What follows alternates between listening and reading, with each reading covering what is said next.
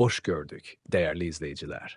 Ülkede ve dünyada baş verən ən son xəbərlərdən anındaca xəbərdar olmaq üçün Günlük Xəbərlər YouTube kanalımıza abunə olun və bildirişləri açmağı unutmayın.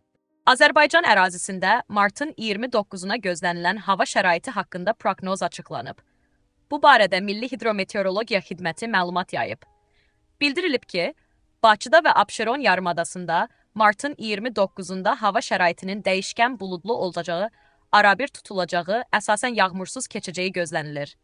Verilən məlumata görə, gecə və səhər bəzi yerlərdə duman olacaq. Mülayim cənub-şərq küləyi əsəcək. Havanın temperaturu gecə 6-10 dərəcə isti, gündüz 13-18 dərəcə isti olacaq. Atmosfer təzyiqi 762 mm civə sütunundan 759 mm civə sütununa enəcək.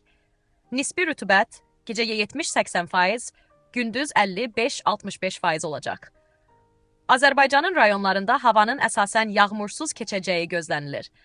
Lakin gündüz bəzi dağlıq ərazilərdə qısa müddətli yağıntılı olacağı, şimşək çaxacağı, dolu düşəcəyi, arabir duman olacağı ehtimalı var.